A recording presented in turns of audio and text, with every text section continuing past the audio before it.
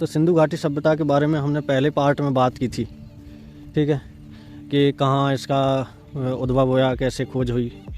इसकी खोज अंग्रेज़ों द्वारा की गई, बाद में दयाराम साहनी और ये लोग मिलकर खोज की, दयाराम साहनी ने की। बहुत से जर्नल प्रकाशित हुए। तो मुख्य स्थल उनमें यही हैं जो स्नानागार मिला है, महान स्नानागार मिला है कि लोग यहाँ पर किसी अनुष्ठानिक प्रक्रिया को अपनाते होंगे, इकट्ठे नहाते होंगे, ठीक है। तो और सिंधु घाटी सभ्यता का एक स्थल और है जहाँ पर अन्न का गोदाम मिला है। अन्न का गोदाम मिला है मोहनजोदड़ो में। वैसे तो हर जगह छोटे छोटे अन्न के गोदाम मिले हैं। वहाँ पर सबसे अच्छी व्यवस्था थी ड्रेनेज की। ड्रेनेज मतलब पानी के निकास की। पानी के निकास की व्यवस्था थी, ऐसी व्यवस्था थी कि सारा का सारा पानी एक रास्ते से होकर जाता था, कहीं इकट्ठा नहीं होता था, ठीक है। आगे बात कर लेते हैं इनकी जीवन शैली किस प्रकार की थी। यहाँ के लोगों की जीवन शैली इस प्रकार की थी कि वहाँ पर लोग व्यापार ज़्यादा करते थे, व्यापार में महत्व रखते थे, और राजा का महत्व था। वहाँ दुर्ग मिले हैं, ठीक है। और जीवन से संबंधित वो अपनी सामाजिक अभिरुचियों में विश्वास रखते थे। नृत्य करते हुए डांसिंग गर्ल का वो एक प्रतिरूप मिला है। और क्या बात हो गई, वहाँ पर बहुत सारी ऐसी मोहरें मिली हैं।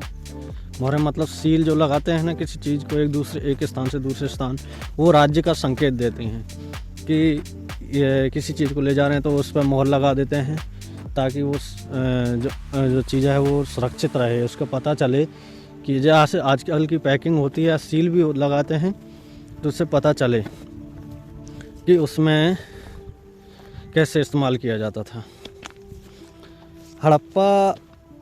हड़प्पा है, मोहनजोदड़ो है, कालीबंगा है। कालीबंगा से कालीबंगा है जो राजस्थान में, बहुत सारे स्थल हैं जो राजस्थान में पड़ते हैं, जैसे कालीबंगा है, पीलीबंगा है।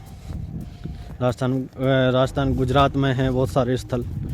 और कुल मिला के जो साउथ तक था भारत के दैमाबाद, ठीक है, दैमाबाद है भारत के साउथ में, लगभग महाराष्ट्र में पड़ता, वहाँ तक ये सभ्यता फैली हुई थी।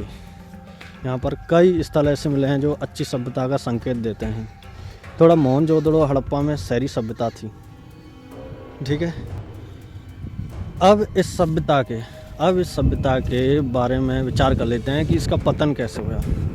इसका पतन हो सकता है जलवायु के कारण हुआ हो, क्योंकि वो कई स्तरों में, लगभग 5 स्तरों में, तो 9 स्तरों में दब गई थी। 9 स्तर तक उसकी खोज की गई थी।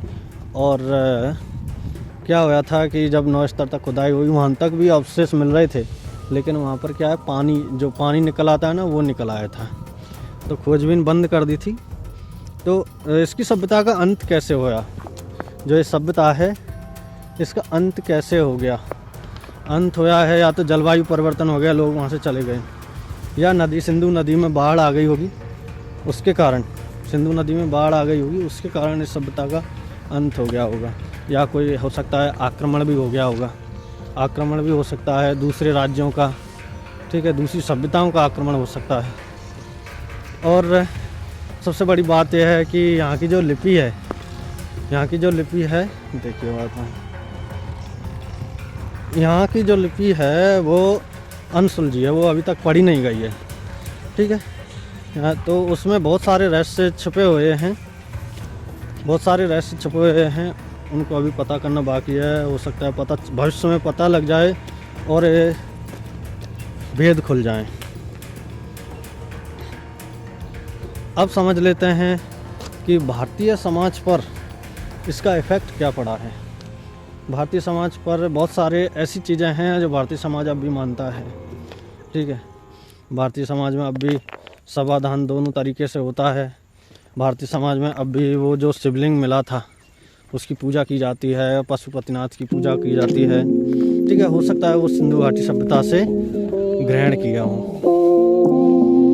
ये बात है। तो वीडियो को लाइक करें, शेयर करें, सब्सक्राइब करें और आप पूरा व्यू देख लीजिए।